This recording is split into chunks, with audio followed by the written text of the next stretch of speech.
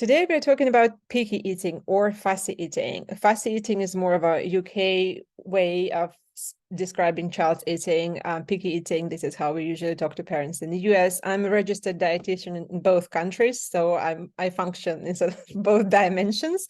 And so you will see that I use these two terms interchangeably, but ultimately, we are talking about reducing mealtime stress and food fussiness or pickiness in children today. So this is our little agenda.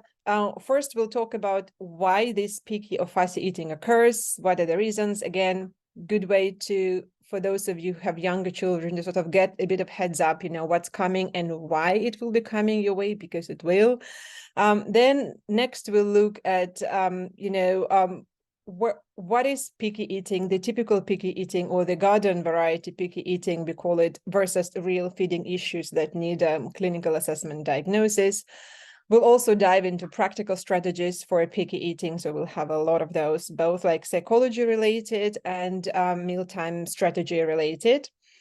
We'll also discuss the nutritional needs of kids. Of course, dietitian here, speak and breathe nutrition, but there will be a lot of psychological sort of input that is harder to get in other places. And because I specialize in the psychology of child feeding, I hope that it will bring you this additional insight that is harder to get from other places.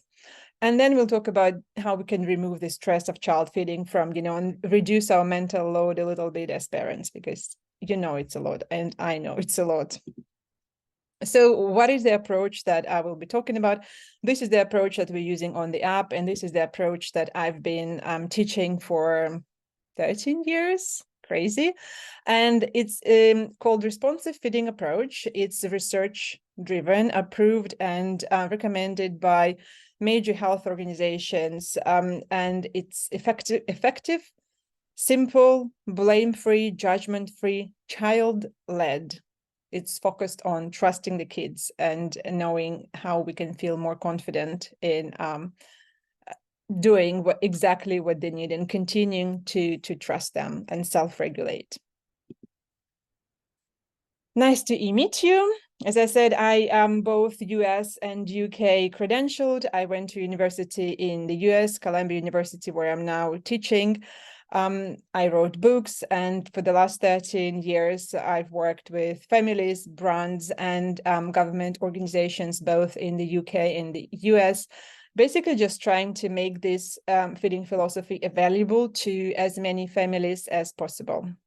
We have so much research behind it. And as I said, like major government organizations and major health authorities do promote this philosophy, but it's very difficult to get the practical pieces of it in the community. So this is my purpose.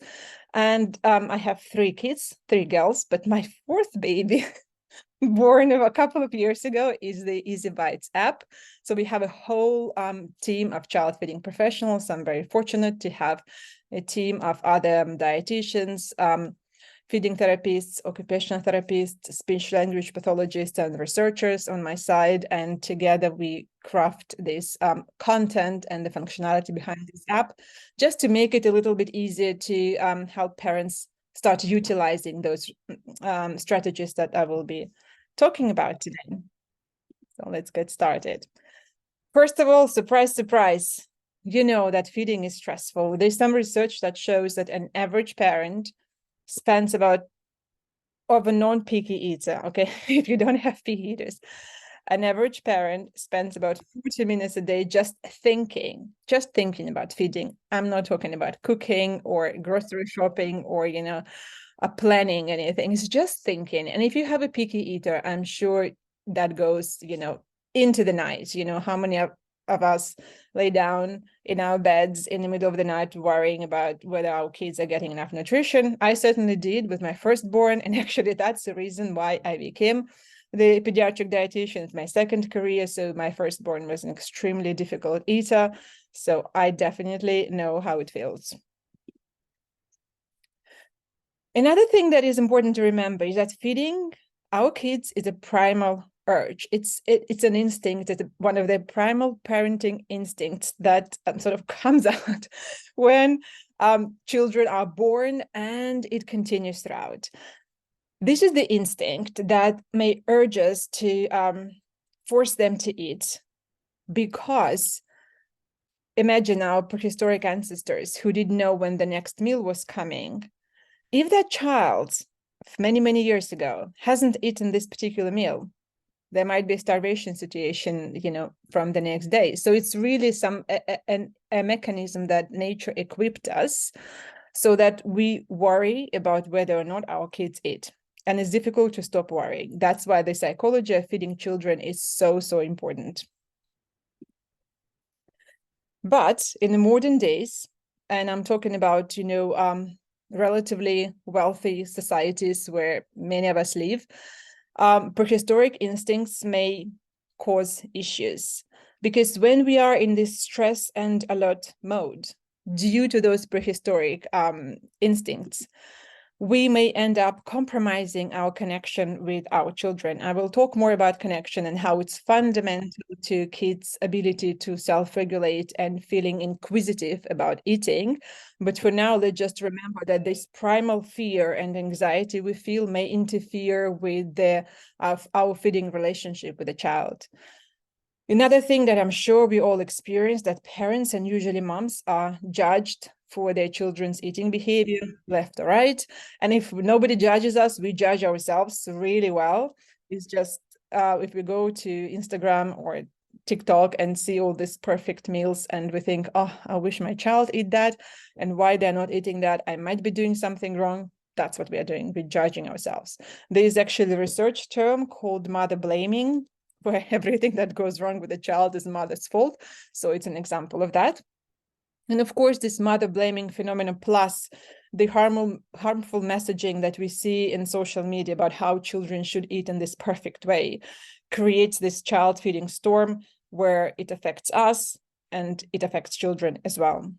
So that's a bit of a background about what is surrounding us and why it's so difficult. So this is Rosie, mom of two, saying, every time I open Instagram, I feel like a failure because it seems like other people's kids eat all this variety and lots of vegetables. I used to think that I was the only one struggling. She definitely isn't.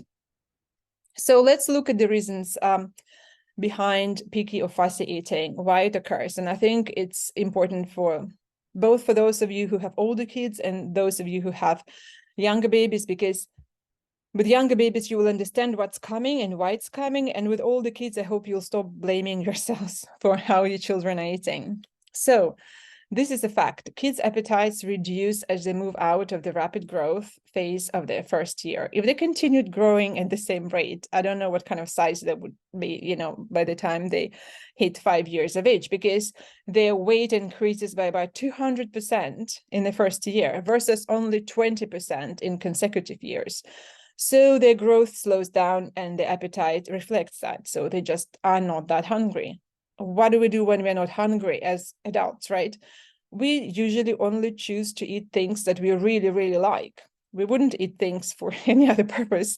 We would only focus on things that seem extra palatable to us. So that's why all this pickiness and choosiness comes up most frequently closer to the second year of life, because kids are just not hungry. So they're not hungry and they're choosy. The next thing is the next fact that not everybody talks about, but they should, is that toddlers and in general children under 5-6 years of age need about 8 to 10 times more calories from carbohydrates than protein. There is a lot of research showing how protein is overestimated and over sort of emphasized in small children, and over consuming it is not beneficial. Carbs, it's what children need for their brain developments, more specifically, synaptic growth in the brain. So protein needs are very, very low. It's about 13 grams for children between the ages 1 and 3, I think. And that really is just like a glass of milk and half a cup of pasta. They met their protein needs. So protein is not something that we need to worry about. And kids will naturally focus more on carbs if we allow them to self-regulate. Another thing is that children are unpredictable eaters, even older children. Well, I have teens now, so I definitely see how they are becoming more like adults, and they eat in a more sort of balanced way in a mealtime format. So they eat more like this situation, what is on the left. So they would eat more balanced portions, but toddlers don't eat like that. Toddlers literally eat a bite here and a bite there. But interestingly, if you look at both sides of this little diagram in front of you, both sides are equally nutritious. So it's just like they eat in a completely different way. They don't eat like balanced meal at each setting. And the next thing that you may know, if you have toddlers or you had toddlers, is that they really want to be independent. They have a very, very high need for autonomy. How many families I worked with who say that we cannot look at our child when they're eating, because when they catch us looking at them, they will just literally throw the food on the floor, because children at this age are so sensitive to any kind of pressure, and they consider any attempts to sort of interfere with their eating, which can be just innocuous, like looking at them or like offering them food. They may consider it pressure, and they may consider it a threat to their autonomy. And so what follows usually, food flies on the floor or complaining. And the next developmental thing that happens around this age is neophobia, which is fear of new foods. It's some researchers think that it's an evolutionary mechanism that stopped children of our prehistoric ancestors from getting poisoned on all kinds of stuff they would find on the ground when they were already mobile enough to crawl around their parents, but not cognitively able to distinguish between safe and unsafe substances. And this usually kicks in from about 18 months and continues through maybe 6 years, depends on the child, but that's also something to be aware of. Okay, so now that we covered all the developmental and biological reasons for kids' selective eating, I hope that you feel a little bit better about yourselves. That is like, it's some degree of selective eating is very, very typical and normal. Now let's talk about what are the cases when you may need more medical attention, maybe assessment by a multidisciplinary team of child feeding professionals, or at least GP referral, and then, seeing a feeding therapist. So here we are. This is a very big list, Priyanka, and I think it will be useful if I share my slides afterwards, so it can serve as a nice reference actually when you even discuss these issues with your doctor. But just to go over it very quickly, if your child is missing major food groups, not counting vegetables, I don't care if they eat vegetables or not, honestly, if they don't eat anything that contains protein or any fruit, or that's really maybe more problematic. Vegetables are very, very avoiding vegetables is very normal in small children. Sudden or extreme changes in weight and growth, persistent gastrointestinal symptoms. It may be a symptom of something going on, food allergies, or it may be something going on from the from the developmental perspective. Maybe it's due to constipation, so we just don't know. It's always good checking. Developmental delays, if the child is struggling in other areas, very likely they will be struggling with feeding as well. Difficulty chewing or swallowing, may need an assessment by speech language pathologist. Clinical mental health symptoms, they may include situations when eating impacts day-to-day life, and so it becomes really so unbearable for everybody in the family, or when eating issues impact socializing, you cannot travel, you cannot do anything around with other people. And when eating food seems to negatively affect your child's emotional state, we don't usually see it in younger children, but definitely in older children after they start school. So it's definitely a reason to follow up with a team of feeding professionals. Okay, so this was all the background. I hope you have understanding of where your child is at, and what were the potential reasons for them to have this feeding difficulties. And now let's look at the solutions. The rest of the presentations will be solution-based, very practical. I hope that you will find it useful. We'll start with the psychology because, as I said, myself and my team, we are very strong in the child feeding psychology aspect of feeding. And this is something that that is not often emphasized enough in child feeding circles. So first of all, let's look at your picky eater and let's look at the long term. Of course, we want them to eat vegetables and we want them to be able to sit down and eat a balanced meal of, whatever we imagine a balanced meal to be.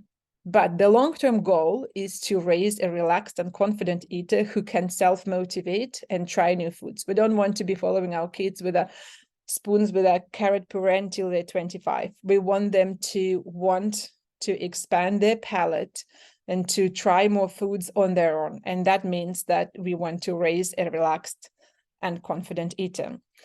In order to achieve that, we want to make sure that our kids at all times, regardless of what they eat and how they eat, we want them to feel in control, connected, and capable.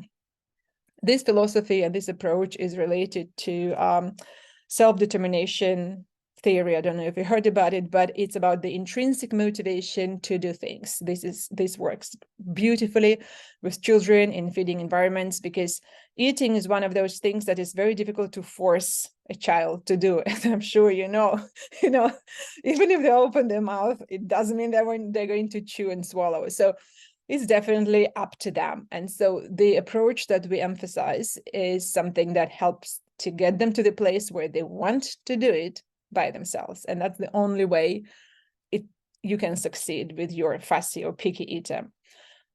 So let's look at these three aspects in a little more detail. So in control, children need to be in charge of how much they eat and when or if they try new food. You remember this anxiety that I mentioned at the beginning due to our parenting instincts that been formed, I don't know, thousands of years ago. So this is what will interfere with it at this moment when we know that we need to trust them, even if they had only 2 bites and like they're done, climb off the high chair and want to walk off, right? So it will be all coming up, but we need to remember that we need to allow them to feel in control. Or if they eat 3 bowls of pasta, well, now you know that they need a lot of carbs because I told you, and they're not going to try any chicken because their protein needs are so low. But it's very hard to watch them do that at the moment when it's happening. The next thing they need is to feel connected. And again, it's all related to how we feel about them eating. So if we know that they're eating too much of something, not enough of other thing, we may want to focus on the food.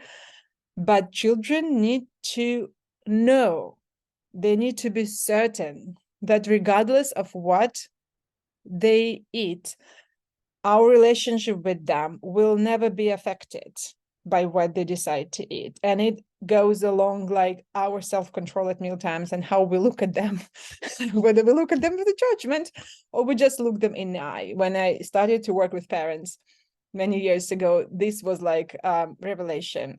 When I was telling them, don't look on their plates, look them in the eyes, like ask them about their date. Don't look at their plate. Really just use the mealtime opportunity to nourish yourself, because you also have to model self-care and really show your kids, what a balanced eating is, because otherwise how are they going to learn, right? They learn by watching you nourish yourself while you give them the space and autonomy to exercise, their right to choose what they want to eat within a warm, connected atmosphere. That's really key to maintain this positive connectedness or at meal times, really making meal times more about spending time together rather than, who eats what. And then capable, of course, we cannot give them like, what is like, I don't like boiled Brussels sprouts.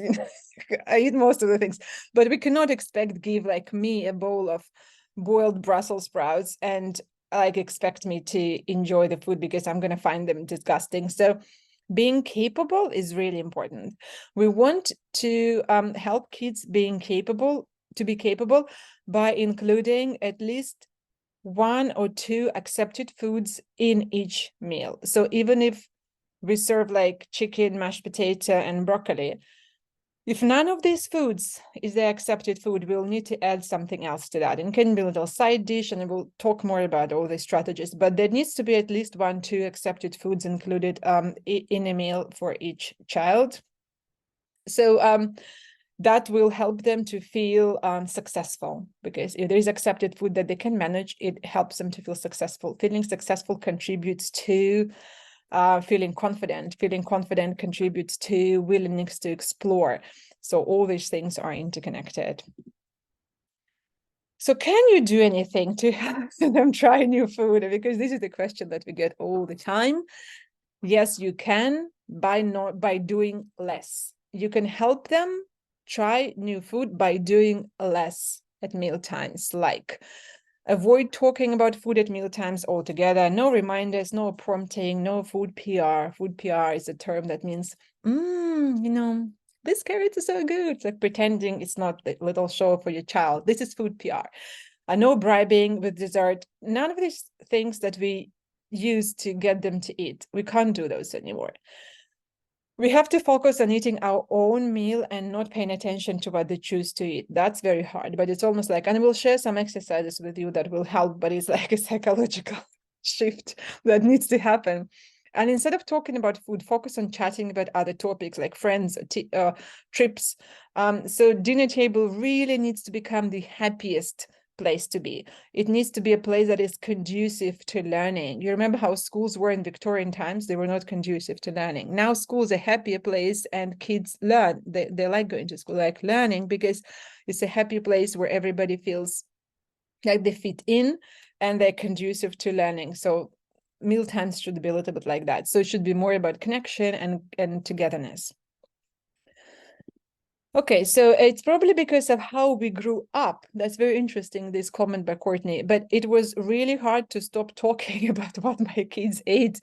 But I noticed how the eating improved immediately after we stopped, and meal times are much more relaxed too. It's like, first of all, you take this responsibility off your shoulders, like it's not your responsibility what your child eat, but your child feels so relieved. I remember when I mentioned that I was struggling with feeding my firstborn. So it was when she was maybe three or four, I already had my second child. And then I discovered this approach. I was already at Columbia. And then I announced to her that I'm not going to like make you eat any foods at meal times. And this kid looked at me with like so much relief. Like there was so much relief in her eyes. It was incredible. So it's like, okay, this is of like, I'm not going to do that. This is not working and it's not how things should be. And she was relieved. So you're going to be relieved, but your child is going to be a lot more relieved. So this is the exercise, actually, that may help. If you just take a piece of paper and put it next to you on the at the mealtime, you don't need to tell anybody what it is about, but put a check mark every time you talk about food or look at what your child is eating, and just track yourself. See how many check marks you got by the end of the meal, and then try again and try just reduce this count, okay? And just trying to be super aware about what you're talking about. You will also discover a lot of other things that your child would rather talk about, and yourself as well. And that may facilitate that change. Okay, so another type of solutions that we will discover in today's chat is about the practicalities of meal times. So now we talked about the psychology. Now let's talk about these practical things, how to serve meals and how make meals easier for everybody. One of the first things that helps with fussy eaters, picky eaters, is literally just putting all the food in the middle of the table. This is how a lot of food has been served historically in many cultures around the world.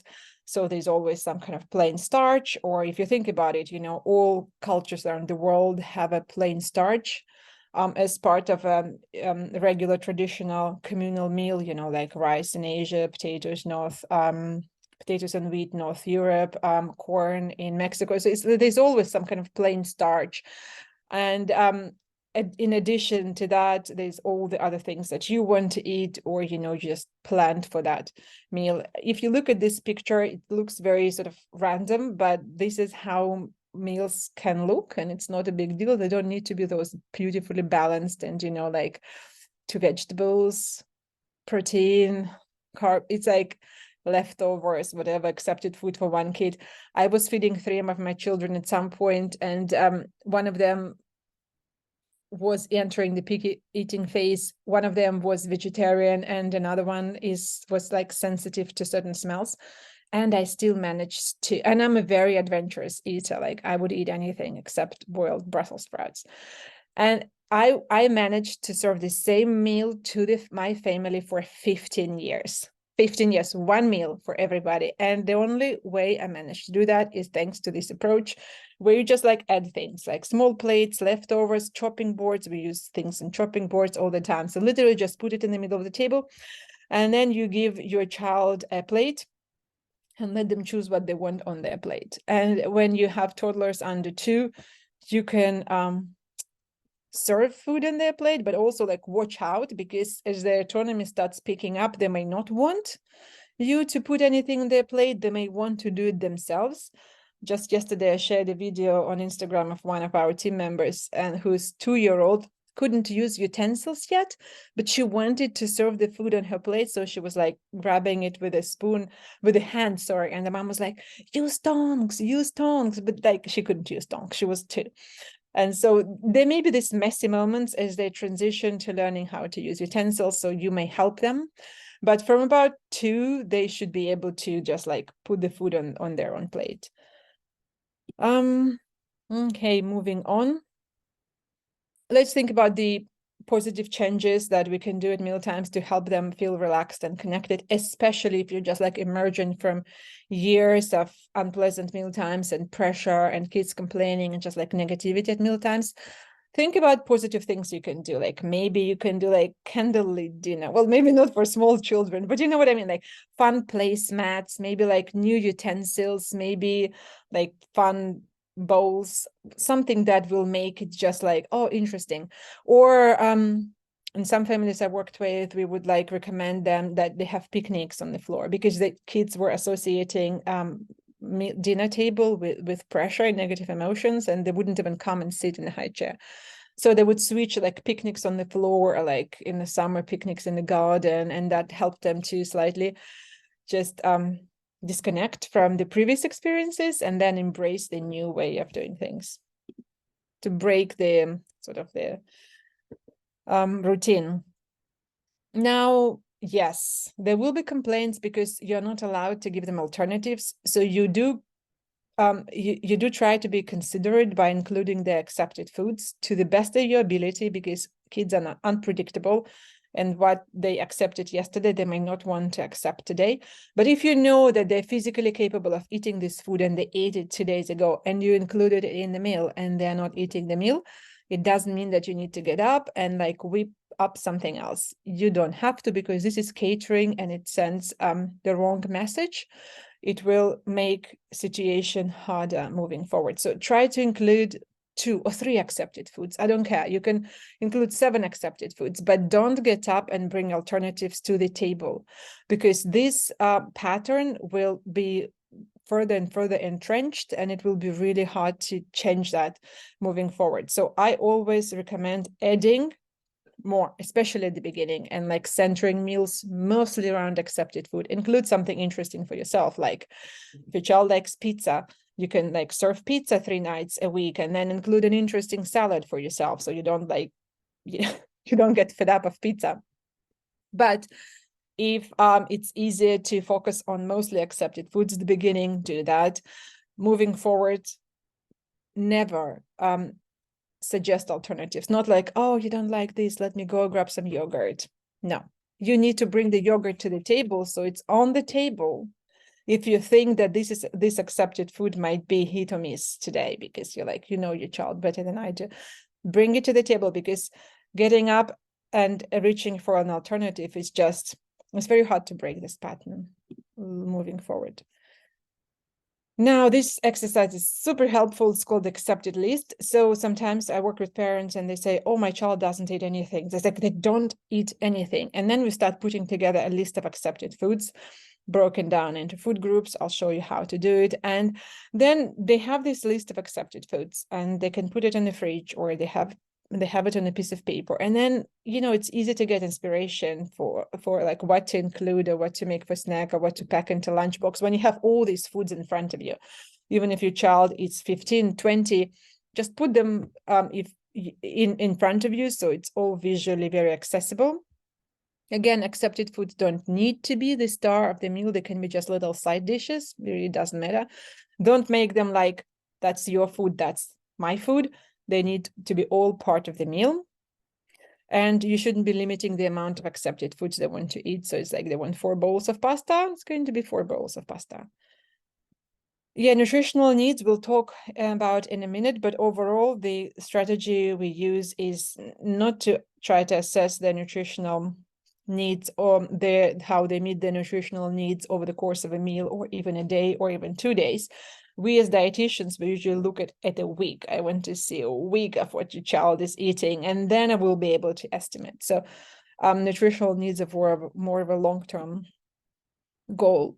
This is a typical accepted food list, and you see that there's all these foods that starches are more interesting, like the sugary cereal, and there's French fries, and there's crackers. So none of these foods are like pristine, nutritious foods. They don't need to be, because the premise behind accepted foods for very picky eaters is that you need to focus on variety first, and then nutrition will follow.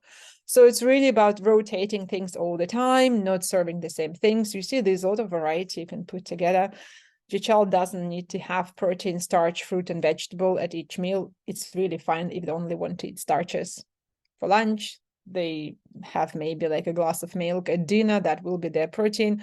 It's fine. They don't need to have all the food groups in all meals. It's your job to serve a balanced meal, including for yourself, but it's not your job to like make sure that they eat a balanced meal at each setting, because it's highly unrealistic for toddlers.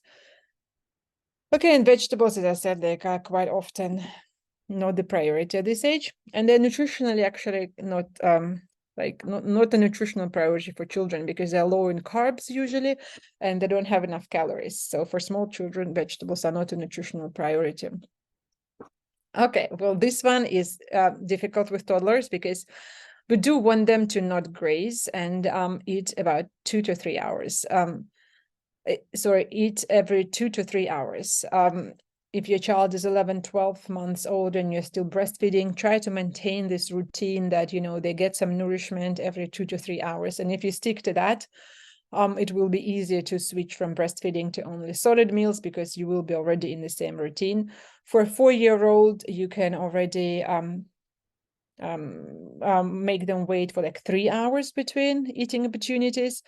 But try to have eating and non-eating times, because if they constantly graze, if they're eating every hour, if they say, I'm hungry, you give them a handful of something, and then in 1 hour, I'm hungry, you give them a handful of something. What ends up happening is that they're never really properly hungry, and they're never really properly full. They're sort of in between. So what happens then when you sit down to eat with them? They will not be hungry enough to eat the food that you served, but sure enough, in half an hour, they will be hungry for a snack. So sticking to schedule is really, really important, and it may cause a lot of unhappiness in children, like many of the limits, but like crossing the road or all these things that kids hate doing properly. Okay, so next, at meal times, as I said, it's really important to let them feel in control and eat as much or as little as they want. Toddlers, specifically between the ages 2, 3, starting maybe from like 12, 18 months, they will very often skip dinner. They will not want to eat anything at dinner. And that is due to their low caloric needs, due to slower growth that we discussed at the beginning, but also because they're just exhausted. They've been doing things all day. They've been eating, they've been sleeping, they've been going to the park. And then when dinner comes, 5:30, 6, they're done with the day. It's very normal for toddlers to skip dinner altogether, like not eat anything at dinner. It doesn't mean that you're doing something wrong. It's a very normal developmental phase. Okay, that we already discovered and discussed a little bit, but I want to focus on it again, because this is really the key. There should be no praise for eating, no bribes for eating, no encouragement for eating, no nutrition talk, no parent-driven food play, no ifs, like if you try pee, you can go play. They need all the autonomy you can give them. If everything fails, imagine that it's your work colleague who joined you for dinner. Like treat them like you would treat your work colleague who visits you in your house and stayed for dinner? Just like, how would you? And they would have like weird eating habits. You wouldn't try to like, oh, you tried the carrot, good job. You wouldn't say that. So kids need the same level of I want to say respect, but I know that you respect your kids. It's more like same level of autonomy, same level of autonomy around their feeding choices, even if they seem totally weird, because it's normal when they eat in a weird way. Okay, so I don't know if we have any questions about snack obsessions, but we usually get some, so I will cover it here. If you feel like your toddler, especially the little one, just discovered all this, packaged snacks, and of course they're super palatable, like food scientists worked for years to develop those formulas. Of course, they're going to taste better than, tangerine or clementine. So snacks are palatable. But if we give them snacks on demand all the time, it will affect the appetite for meals.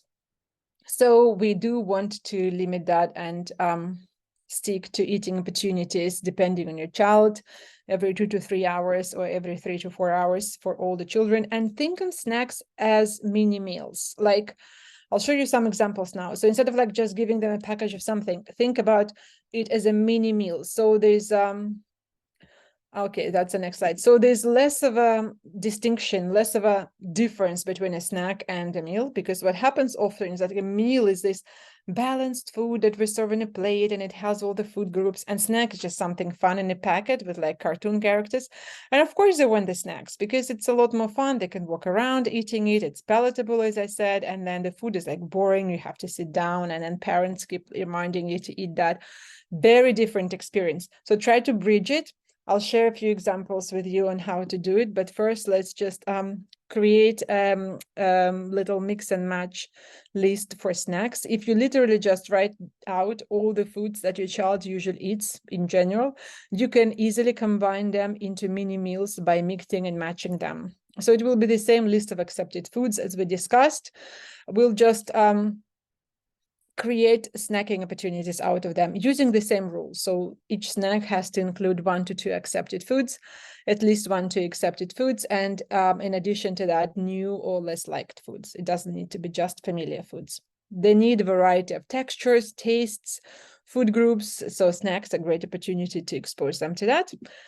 And so here's how you can do it. So this is literally just like the 3 food groups. We grouped fruit and vegetables together, and you just like pick 2 or 3 of those. And so if these are your child's accepted food and you know that they like yogurt, so you picked yogurt, then maybe you can pick a banana and then add something to that they don't like yet, maybe like some vegetable or some cracker that they've never tried, doesn't matter. So just break it up a little bit. So snacks don't need to be just the familiar foods. You can also add new foods, because it's more about getting used to the idea of variety of new foods, like being in an environment all the time. Then children don't like overreact to them when they see them at meal times.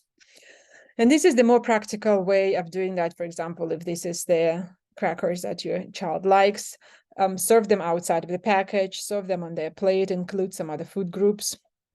Or if they like food lollipops, popsicles, just add some more food to their plate. Literally just add something else. Add some more food groups, new or like accepted, doesn't matter. This is what the after school snacks that I was giving to my kids when they were younger, and just snapped a few pictures. You see like there's some chocolate here. So there's clearly like a variety of foods in general. Of course, vegetables were often left uneaten, but it's totally fine, honestly, because I would eat them morning. They would never go to waste. The exposure is very, very important. And this was a snack maybe for like 2 or 3 kids here, each of those platters. These are very easy. Okay, so basically now we're switching to that helps to make meals more interactive. When meals are more interactive, children are more curious. Like interactivity leads to curiosity. So the more they can do things by themselves at meal times, the more likely they will be more willing to explore. DIY meals, we call them. These are the kind of meals that, kids or grown-ups need to assemble on their plates. Tacos, quesadillas, loaded potatoes. What is the name of those potatoes? Baked potatoes. What is like pasta salads, or pasta with toppings, really yogurt and toppings. Anything that is like you need to assemble on your own plate is really great. Then dips, any dips, anything they can dip into their favorite things. Ketchup is actually great. So if your child likes ketchup, especially if they're a selective eater and they struggle to eat variety, ketchup can serve as a bridge to discover other things. Sprinkles can be actual sprinkles for all the children, can be crushed nuts, chia seeds, granola, or like cinnamon, cumin, anything they want to sprinkle on their food. Fun utensils, say food picks, chopsticks, skewers, all these things also help, especially if they can put the meal together by themselves. Cutting familiar foods in different shapes. These are little cookie cutters, and this is my youngest when she was much younger, still had chubby hands. So you can cut things out, cut like little stars out of carrots. I mean, you don't have to if you don't have time, but it's just like more of a way to engage them and just, you know, make it more fun if you have time for that. Serving food in baking trays, muffin trays like that can also bring this novelty aspect, and also make it more interactive because they have to like reach and explore and whatnot. Then new food at snack time. So here we have, this is from the recipe from the recipe from the app. That's why it looks so pretty. It's something that I served for sure. So it's just like new food at snack times. If you can introduce new fruit or something at a snack time, that why not? It's fantastic. And then let your child see the foods change form. This is more of an advanced strategy. Maybe you can whip a smoothie out of the foods that they already eat in their natural form, and maybe cut their sandwich different way. It's all helpful to, again, the concept of variety needs to be constantly coming up in a connected and warm environment. And this is how I would serve chicken to kids who are very, very selective and don't like proteins, like many don't like using fun toothpicks, a dip to soften the textures. And again, the control traps, we already discussed those. They, especially when you are making changes to food or doing new things, kids need to be 100% relaxed, confident, and connected, just like you. Everybody needs to be relaxed, confident, and connected. If you're not there yet, just focus on accepted foods and wait for everybody to just relax. When everybody is relaxed, then it's much easier to make changes. I had no idea that us praising George was affecting him so much. I learned later that it was putting more pressure on him. So when he finally felt that we didn't care, that's what kids need to feel about what he ate, he finally started trying new foods. Okay, that's it. And that's the last exercise I wanted to share with you. Imagine that your child is sitting under a dome, like invisible dome, and they can bring everything inside the dome, and you have no power in, like, you cannot trespass the dome. And see how you feel about it. Like, you have no control or influence over anything inside this dome. So see how it makes you feel, because that may trigger the changes that need to happen. Okay, nutritional needs of children. Ooh. Okay, Priyanka, I'm sorry. No, no, that's fine. All right. So they don't need vegetables to get all the nutrition they need. That already said. We discussed proteins, that protein needs are much lower.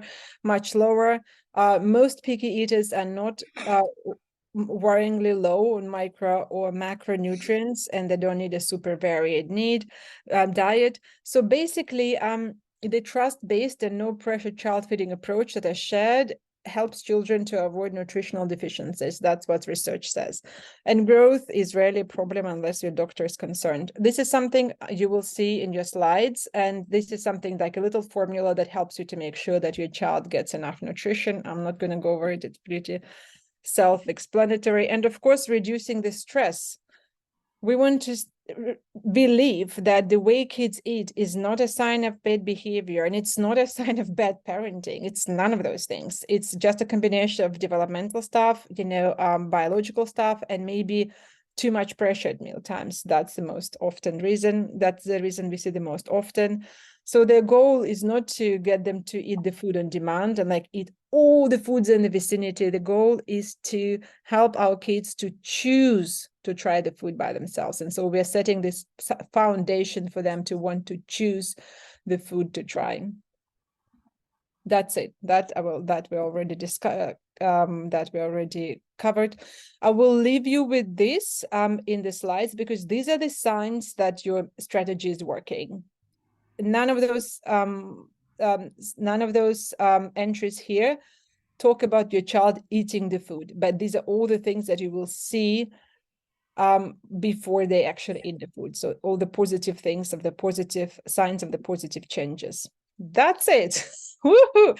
So one word from me, and then I go into questions. So we are launching a picky eater report on our app tomorrow. So if you want to get this personalized report and find out how typical your child eating is, what may be causing the picky eating, and what strategies may help you, please reach out to me or Priyanka, and she can share your email with me, and I will send you link to fill out the questionnaire, and then I will send you the report within 24 hours. We are testing something new for the app, so we're recruiting testers. If you want to help out and get this personalized report, let us know. Thanks, Natalia. I've also popped your email in the chat. I think I think this is going to be hugely reassuring to parents to hear. And my kids are a lot older now, but what you've just said, like, I think I've made so many mistakes already myself, and but it's just so much of it is like your own kind of. Yeah, and this so much of parenting is about this, right? Like, just you've got to actually work on yourself. It's not really the That's kids. a low-hanging fruit, controlling, learning to, Yeah, change your own attitude around things. Yeah, that's exactly. So I'm just going to start reading out the questions for you. There are a few. So the first one is from Beverly. She says, "My son is 10 months old. He protests and moans and throws his head back every time I sit down with a bowl of food next to him recently. Then once he has a bite, he's fine and eats his food. Just want him to feel comfortable instead of being nervous about what he's going to eat." So yeah, I didn't address children of this age in the presentation, but I want to say that this is a very typical behavior for this age. And this behavior occurs to the kids' need to learn self-feeding skills. At around 9-10 months of age, many babies refuse being fed with a spoon, because this is the prime age for them to learn self-feeding. And it's very important to not miss this developmental window and give them plenty of opportunities to self-feed using their fingers or practicing with utensils. So we often see this behavior in children of this age. And I recommend to give them finger foods. Just give him small bites, because he already has pincer grasp, the ability to pick up food using his fingers, pincer grasp, and small bites of food to self-feed. He may not eat the most nutritious foods that you give them. He may choose other things to eat, but it's very important to encourage him to self-feed. If you miss this window, later on you may end up spoon feeding him until he is 4. So it's literally just like this window of opportunity to let him self-feed. And if he doesn't mind like experimenting with a spoon and self-feeding himself, purees with a spoon, also great. Actually, it's a good time to learn using start learning using utensils as well. I hope that answers, maybe gives you some strategies. Beverly, if you have any further questions, feel free to sort of pop them on the chat or also unmute yourself. We'll move on to the, yeah, sorry, go ahead. Go ahead. Oh, hi. So yeah, he does have finger foods as well. But lately again, he's been a bit fussy, so he'll have it like snacks and so on, like vegetable snacks and like Rice Krispie snacks and stuff, and then he'll just drop it on the floor. So I don't really know what to do because and when it's mushy stuff, like maybe like a boiled apple or bananas or something, he'll just mush it in his hand. So yeah, it's just they're just a bit fussy when it comes to finger foods. But when it's hard stuff, he'll eat it. Yeah. But then sometimes just drop it on the floor. Yeah. So I wouldn't recommend giving snacks until the child is at least 12 months of age, because they don't even need solid snacks. They can get snacking opportunities from breastfeeding or formula feeding. So you can totally get rid of those for now, for like a couple more months. Regardless of how much he eats, focus on maintaining the schedule. Like give him an eating opportunity every 2 to 3 hours. So that's literally your job. Sit him down to eat every 2 to 3 hours, and it doesn't matter how much he's eaten at each opportunity. It really doesn't matter. So next, it's great that he's eating finger foods, and I just like shift the focus to that a little bit more. So don't worry about him eating or not eating. So if he's drinking formula or breastfeeding, most of his calories are still coming from that. So he is slowing down his growth at this point, preparing for the 12 months mark. So appetite will be a little bit less, and he starts growing up his baby fat eventually. So it's all very developmentally normal. And he may also feel like maybe like you are invested in him, eating certain things, and kids are very attuned to us. We just stay chill, sit him down to eat something every 2 to 3 hours, focus on exploration. And self-feeding, smashing is great. It's like part of sensory exploration, which leads eventually to eating. Throwing food is also fairly normal. So like just don't worry about that. It's very, very normal, but maintain the schedule. Okay, thank you so much. Right. So the next question is from Eve. She's asking, once 2-year-old goes to bed, she starts constantly asking for snacks, even though has had dinner recently. Would you limit this or restrict in any way? Example, she asks for spaghetti, Rice Krispies, Cocoa Pops, strawberries if after she's in bed, and I always get up and give it, and she does eat it. So there's two issues I see here. One of them is snack issue, and another one is the bedtime snack issue. So the more general sort of snack palatability issue, it can be resolved by including these snack foods into meals more often. So if you serve dinner, include some of the snacks that she asks after dinner in the dinner. So it will also break this strict distinction between what is dinner food and what is a snack food, helps equalize both meals and makes dinner more attractive. So try to experiment, include one of her snacks that she usually asks for into dinner as one of the accepted food options. And as far as bedtime snack is concerned, bedtime snack, like any other meal that you're serving, should be planned by you. So it should be consistent. So if you feel like she does need bedtime snack because she consistently asks for food, plan it. Again, include familiar foods with less liked foods, use the same formula, serve it at the table like in an organized way. It cannot be given on demand. Try to not give in to requests to food on demand at this age, because it's very difficult to break it up later on. The more palatable foods they discover, the harder it is to break that cycle afterwards. Can I chime in here? Because my older kids do the same thing. And I think it's because they're also just trying to delay bedtime and find a way to sort of just connect and spend more time together. Like, I'll be like, right, brush your teeth. Oh, no, I'm hungry. Like, I want to have a snack, like quickly, So do you How think old that are your kids? How old are your kids? they're, gosh, like she's 9, my daughter's 9. She does this more than my son does. My son is nearly 11. So, Yeah, so like when we talk about preteens, teens, it's a slightly different story. okay. With the preteens and teens, we don't have so much control over, what food they're eating, especially outside of their like house. So we still want to maintain the schedule. And but like my kids, until maybe 2 or 3 years ago, they were asking, can I have that? Is it like a good time? Or it's like some kind of meal is coming up again. So because they're used to me trying to save the appetite for meals and eating. So I think when 9-11, it's probably, I would say it's okay. I would say it's okay for them to go and get a bedtime snack, because that's what teenagers do all the time, and it's kind of transition stage. But for younger kids, I wouldn't, because their appetites are not just there to have space for everything that they need to eat. Okay. I can read the next one from Okay, sure. Shahira says, my daughter, almost 3, has really narrowed her variety in the last 6 months. She used to eat curries, bologneses too. Now she won't go near any of that and continues to narrow down, even how eggs are cooked. Any advice? So yeah, her appetite is slowing down. She needs more autonomy. She wants to make her own decisions, and she's just not interested in proteins. She may be more focused on plain starches at this age. And that's also very, very typical. Mixed dishes may also go out of their repertoire for a year or 2 at this age.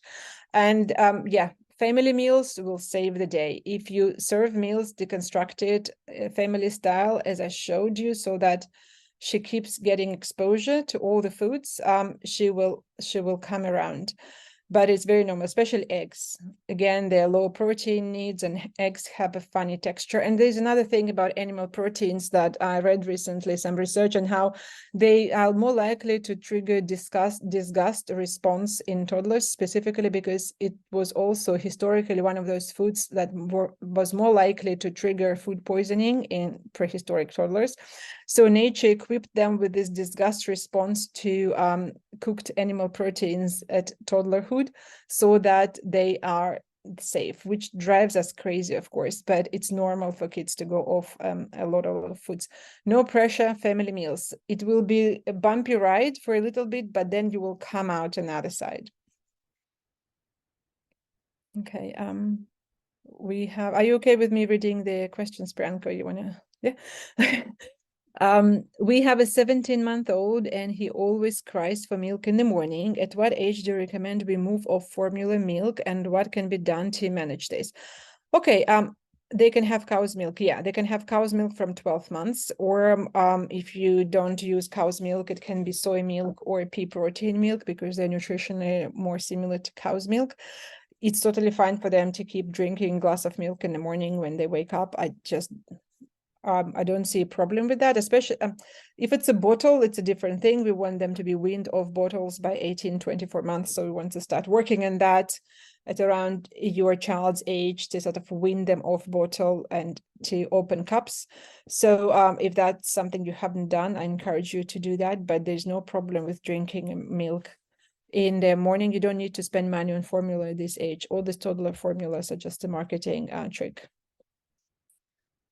So Eve's follow-up question. So if she continues to ask for food after her bedtime snack, would you refuse or just give milk?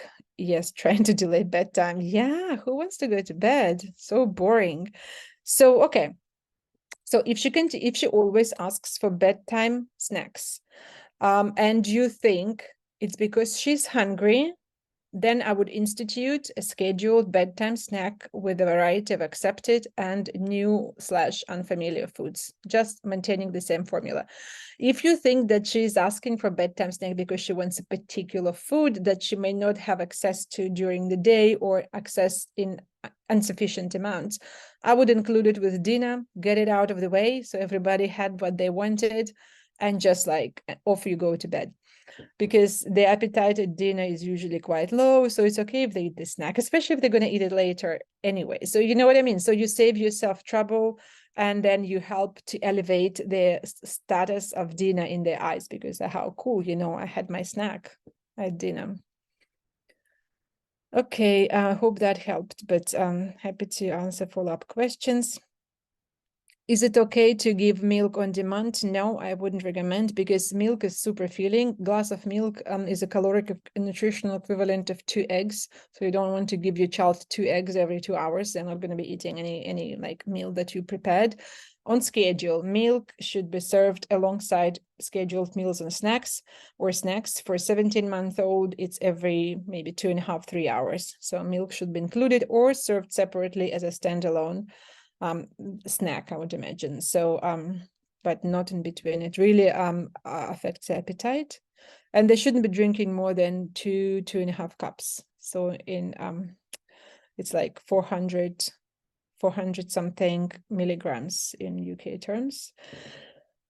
My 12-year-old won't eat any food at the table. Okay, and in the I think she means 12-month-old, by the way. She just did a correction. Okay, so because it's like, oh, we got an old one. 12-month-old won't get 12 months. Oh, I said 12-month-old won't get any food at the table. We give her a snack whenever she's bored. Yeah, so snacks, again, as I emphasized in the presentation, is an opportunity to like give them some food nutrition, but they shouldn't be that different from meals, because that's a trap that once you get into, very difficult to emerge from. Try to keep snacks and meals as similar as possible. Even if you bring them snacks at school, try to include like 2 or 3 food groups, sit them on a bench, let them eat, and then you go. It's not something you just like munch mindlessly from a package anywhere you go, because then it will make meals very uninteresting to them. Okay, I understand now this is an absolutely giant trap. Yes, it is. Oh my God, you're reading my mind, and we should immediately stop. Yeah, again, like don't stop. Like you can give them those snacks, but just give them in the context of something that looks more like a mini meal, and then take them out of the package really, and like put them in a bowl with other things, serve them in a platter after school when they get older. Really try to just make them similar to meals. Oh, thank you. You're welcome. It's the same foods she has in the day. Okay, thank you. Eve, that's regarding the bedtime snacks again. Thank you. I will try the bedtime snack. But if she continues to ask afterwards and I refuse, she starts crying, should just give her milk instead. Yeah, milk actually is a great bedtime snack, and it can be part of bedtime snack. Sorry, I'm lost that train of thought. And Eve, just remind me in Calm Life, if you don't mind, remind me, is it the 17-year-old with the milk situation, or is it the snacks, a 2-year-old with a snack situation? Okay, gotcha. Okay, let me see.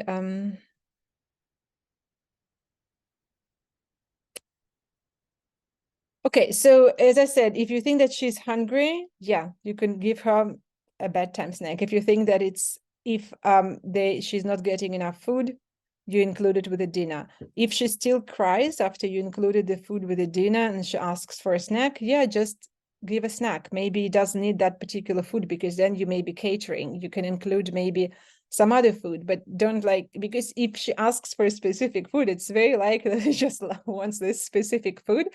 And we don't want to be giving those foods on demand, because then snacks will replace all the other things effectively. So you want to try to manage that a little bit.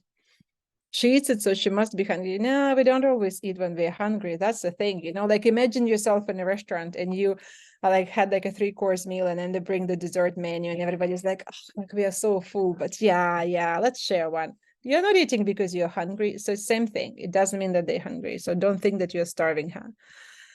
Okay. She goes through all the foods she can think of.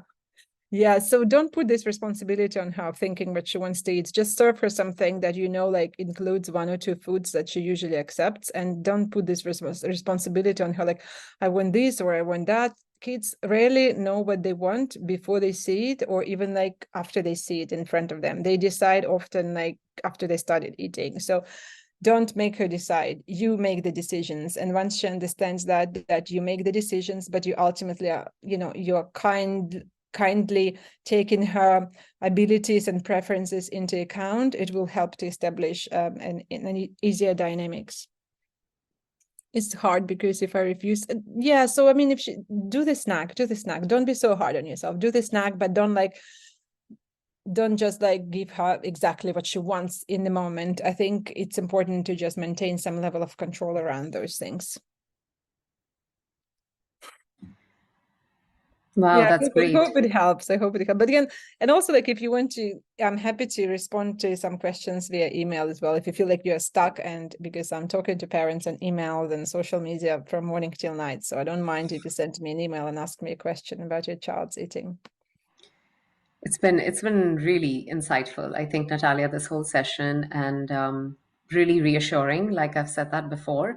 I think if we were to take away, because I think it's always the question is, when do we worry, right? When do you worry as a parent? And I think you addressed that very early on in the presentation. Things like not growing, or certain food groups. So I think that's really as well the key, because we do worry, and we do want to do all these different things, and we want to make sure that they're eating the way we think we should be eating, which is all of the protein and the veggies and the starch, and yeah. So it's really helpful. I think hope the audience has found it helpful, and thank you so much for joining. If you do have other questions, Natalia has kindly shared her email and also the opportunity to participate in this assessment, I suppose, through the app. So I will share the slides because I think they were incredibly helpful. Thanks everyone for joining. Hope your questions were addressed. If you do have any more, like I said, you could email Natalia. Thanks a lot, Natalia. It was really helpful, and Thank you for yeah, having me. incredible presentation. So thank you. Bye. Bye, everyone. Bye. Have a good night. Bye.